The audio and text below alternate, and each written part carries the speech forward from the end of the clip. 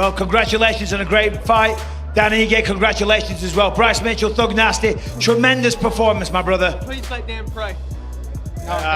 Ladies and gentlemen, your winner, Thug Nasty, Bryce Mitchell. Just to address the so-called controversy, he had his time. He was talking for a while, and then in my ear, like, we got to move on. We got the main event to get to. So it was no conspiracy. There was no not letting him pray or anything like that. But let's just explore that eventuality. Let's just say I said, yeah, sure, okay, I'll get down on my knees and pray with you, on the microphone. Number one, I'm very honest and open. I'm not a religious person, so that would be hypocritical. Number two, I don't make those decisions. I haven't got the right to be saying whether or not we're going to engage in a prayer. The UFC do not give a damn about anything like that. It's TV schedules. As you know, Anthony, every second of the airtime is counted for and produced. We get formats, from 3 minutes something to this to that, to an advert, to an ad read, to a promo for the pay-per-view, for this, to a feature on the main event. It's all highly produced, and they've got to move the show on. So in my head, like, we've got to wrap this up, we've got to move on. And that's every interview, by the way. Muhammad Usman had a great win. And in there, they're like, okay, one question. If he goes longer than his answer, so if he's short in his answer, you can ask two. But if it's a long answer, make it one.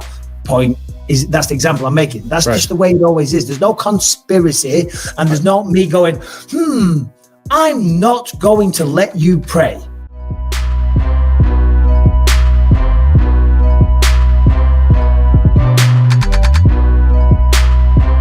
It was a good time, I like fighting. I like to hit. I like to fight. I gave it 110%.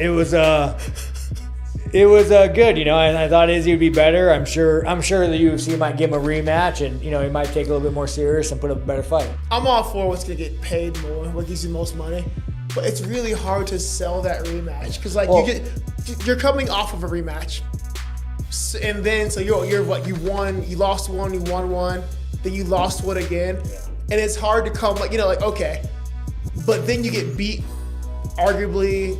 Possibly 5-0 or 4-1. Like, how do you sell it? My thing is, when it comes down next fight, everybody's like, who do you want to fight? I don't give a dude. I want to make. I get those pay-per-view buys. He's gonna sell. But give me somebody who's gonna make money. I don't want to fight anybody boring. I want to fight. Give me someone who's making money.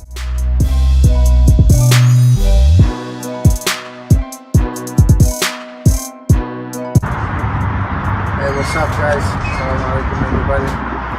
Just want to say thank you for all your support. I feel it, I see it in all messages, all comments. Thank you, my brothers. Thank you for support. And I will be back. I'm just sad because I have a very great camp, and I'm ready to show my best skills. And I'm sad because it happens only in second round. I'm get ready for loss like that, but I'm more than happy. 100 times more happy if it happens on last round. But I'm sure, I believe I can show in this fight very nice skills. But we have plans, we got to have different plans, and this plan's always the best. Thank you for everybody.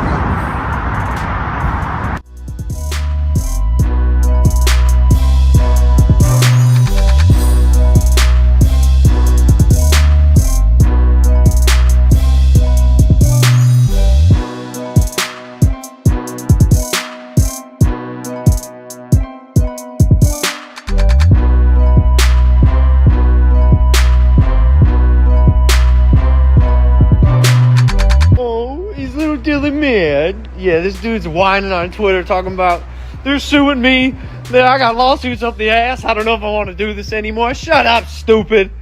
Trying to use a completely unrelated lawsuit that a woman's trying to hold you accountable for committing a federal crime because you stalked, harassed, and cyberbullied her as an excuse to pull out of the fight. This has nothing to do with it. You want to fight me? Show up October 14th. But we knew you would try to find anything you could to pull out. Such a coward, man. And people are going to see through this, bro. Like, we know you never wanted to fight me. We know you never had any intention of showing up. But now this shit's getting real. Now that October 14th is 3 weeks away, you're reconsidering. The clock is ticking. You're horrified. You were a puddle when you met me in that face-to-face. Imagine October 14th when you're trapped in a fucking ring with me, dog.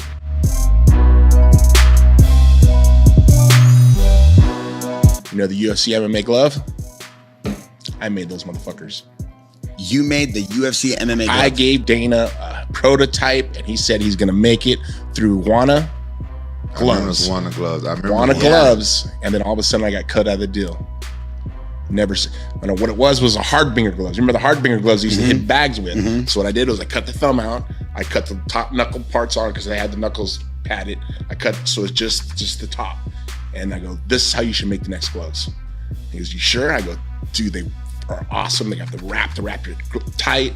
I got cut out of that deal and they made their own shit.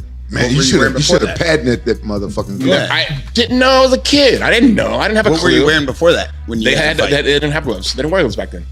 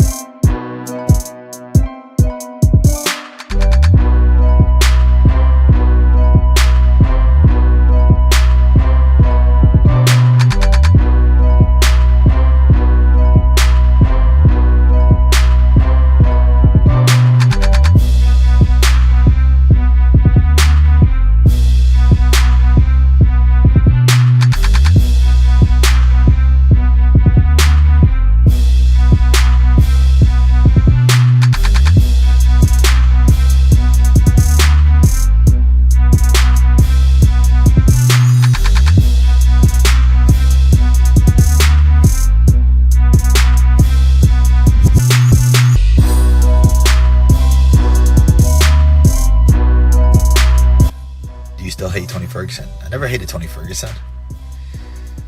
I think the UFC hates Tony Ferguson though. Tony against Paddy. I really feel, I don't know, he's fallen so far. I'm sure that the UFC probably told him, like, hey, you should retire. He's probably deciding not to retire, so it's on him.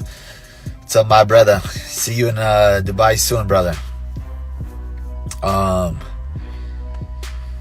Yeah, I don't know. Tony's on a 6-fight losing streak, and Paddy's on a 6-fight winning streak. It's still winnable for Tony, but I mean, the last couple fights, he looked terrible. He looked slower. His chin is not there. I think the UFC definitely trying to obviously build Paddy up, and they were trying to get him a ranked fighter without really giving him a ranked fighter, if you know what I'm saying. I actually got Paddy winning that fight.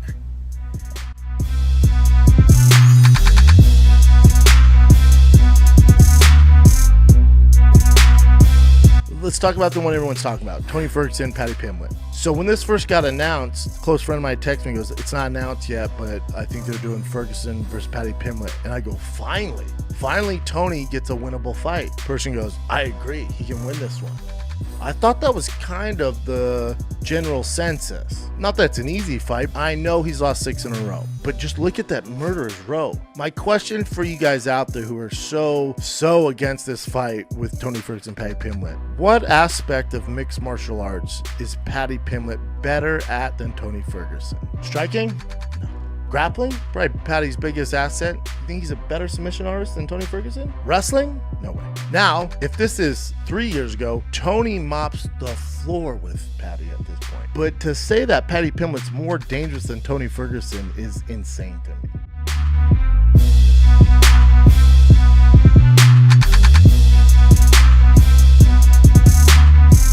Paddy the Baddy versus Tony Ferguson has been announced.